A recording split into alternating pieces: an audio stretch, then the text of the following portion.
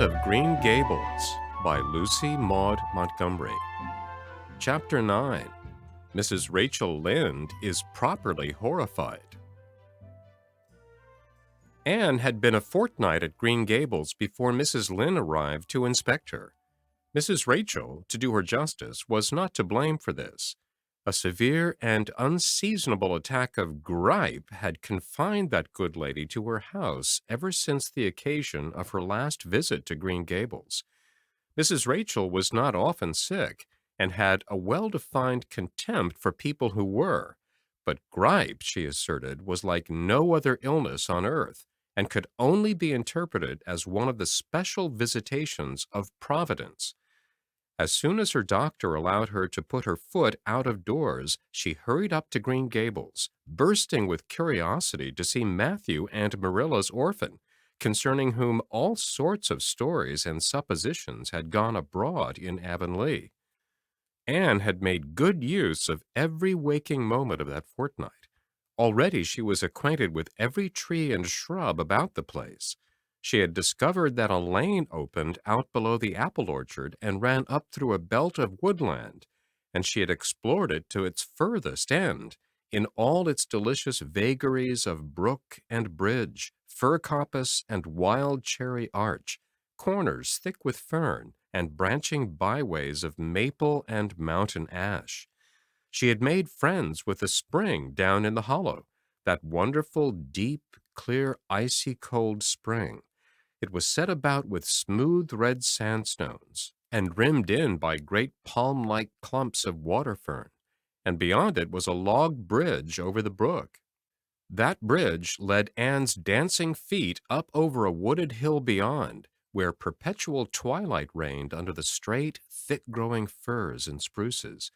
The only flowers there were myriads of delicate June bells, those shyest and sweetest of woodland blooms, and a few pale aerial starflowers, like the spirits of last year's blossoms. Gossamers glimmered like threads of silver among the trees and the fir boughs, and tassels seemed to utter friendly speech.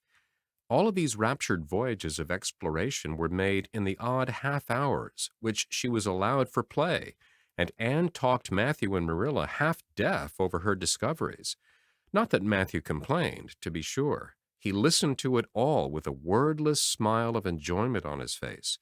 Marilla permitted the chatter until she found herself becoming too interested in it, whereupon she always promptly quenched Anne by a curt command to hold her tongue.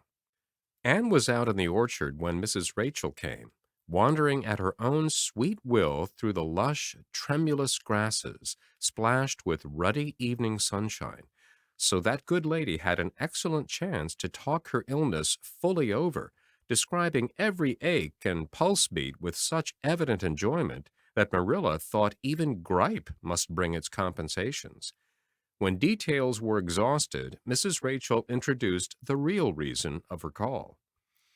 "I've been hearing some surprising things about you and Matthew." "I don't suppose you're any more surprised than I am myself," said Marilla. "I'm getting over my surprise now." "It was too bad there was such a mistake," said Mrs. Rachel sympathetically. "Couldn't you have sent her back?" "I suppose we could, but we decided not to. Matthew took a fancy to her, and I must say I like her myself, although I admit she has her faults. The house seems a different place already. She's a real bright little thing." Marilla said more than she had intended to say when she began, for she read disapproval in Mrs. Rachel's expression. "It's a great responsibility you've taken on yourself," said that lady gloomily, "especially when you've never had any experience with children. You don't know much about her, or her real disposition, I suppose, and there's no guessing how a child like that will turn out. But I don't want to discourage you, I'm sure, Marilla." "I'm not feeling discouraged," was Marilla's dry response. "When I make up my mind to do a thing, it stays made up. I suppose you'd like to see Anne. I'll call her in." Anne came running in presently, her face sparkling with the delight of her orchard rovings, but abashed at finding the delight herself in the unexpected presence of a stranger, she halted confusedly inside the door. She certainly was an odd-looking little creature in the short, tight, wincey dress she had worn from the asylum, below which her thin legs seemed ungracefully long. Her freckles were more numerous and obtrusive than ever. The wind had ruffled her hatless hair into over-brilliant disorder. It had never looked redder than at that moment. "Well, they didn't pick you for your looks, that's sure and certain," was Mrs. Rachel Lynde's emphatic comment. Mrs. Rachel was one of those delightful and popular people who pride themselves on speaking their mind without fear or favor. "She's terribly skinny and homely, Marilla. Come here, child, and let me have a look at you. Lawful heart, did ever anyone see such freckles? And hair as red as carrots? Come here, child, I say." Anne came there, but not exactly as Mrs. Rachel expected. With one bound, she crossed the kitchen floor and stood before Mrs. Rachel, her face scarlet with anger, her lips quivering, and her whole slender form trembling from head to foot. "I hate you," she cried in a choked voice, stamping her foot on the floor. "I hate you! I hate you! I hate you!" A louder stamp with each assertion of hatred. "How dare you call me skinny and ugly? How dare you say I'm freckled and red-headed? You are a rude, impolite, unfeeling woman." "Anne!" exclaimed Marilla in consternation. But Anne continued to face Mrs. Rachel undauntedly, head up, eyes blazing, hands clenched, passionate indignation exhaling from her like an atmosphere. "How dare you say such things about me?" she repeated vehemently. "How would you like to have such things said about you? How would you like to be told that you are fat and clumsy and probably hadn't a spark of imagination in you? I don't care if I do hurt your feelings by saying so. I hope I hurt them. You have hurt mine worse than they were ever hurt before, even by Mrs. Thomas's intoxicated husband, and I'll never forgive you for it. Never, never." Stamp, stamp. "Did anybody ever see such a temper?" exclaimed the horrified Mrs. Rachel. "Anne, go to your room and stay there until I come up," said Marilla, recovering her powers of speech with difficulty.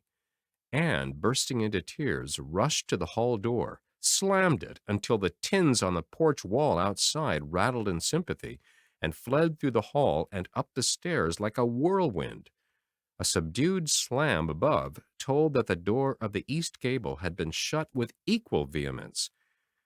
"Well, I don't envy you your job in bringing that up, Marilla," said Mrs. Rachel with unspeakable solemnity. Marilla opened her lips to say she knew not what of apology or deprecation. What she did say was a surprise to herself then and ever afterwards. "You shouldn't have twitted her about her looks, Rachel."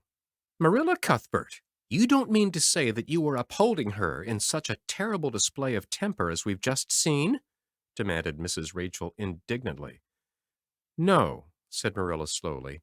"I'm not trying to excuse her. She's been very naughty, and I'll have to give her a talking to about it. But we must make allowances for her. She's never been taught what is right, and you were too hard on her, Rachel." Marilla could not help tacking on that last sentence, although she was again surprised at herself for doing it.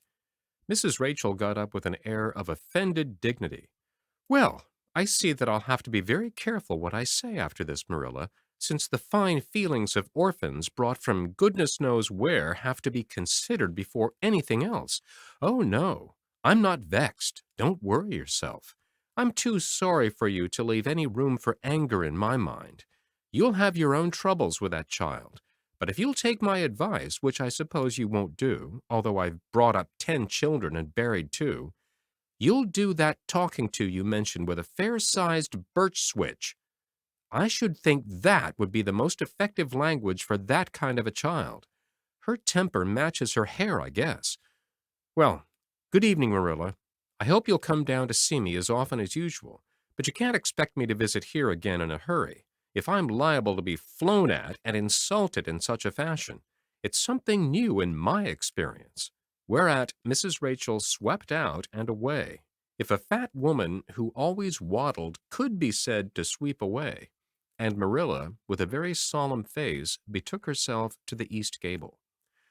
On the way upstairs, she pondered uneasily as to what she ought to do.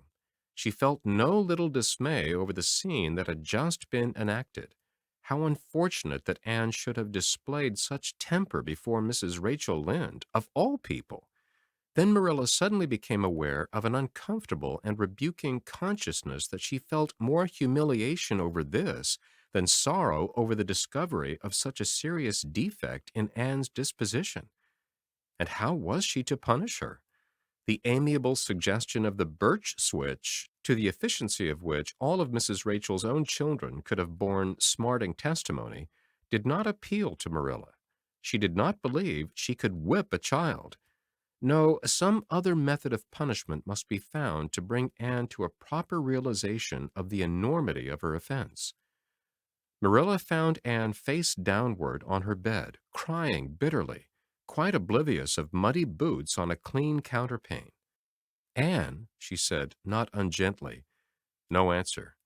"Anne," with greater severity, "get off that bed this minute and listen to what I have to say to you."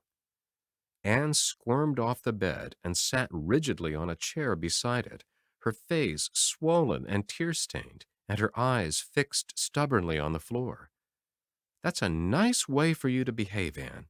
Aren't you ashamed of yourself?" "She hadn't any right to call me ugly and red-headed," retorted Anne, evasive and defiant. "You hadn't any right to fly into such a fury and talk the way you did to her, Anne. I was ashamed of you, thoroughly ashamed of you. I wanted you to behave nicely to Mrs. Lynde, and instead of that, you have disgraced me. I'm sure I don't know why you should lose your temper like that just because Mrs. Lynde said you were red-haired and homely.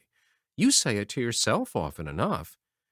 "Oh, but there's such a difference between saying a thing to yourself and hearing other people say it," wailed Anne.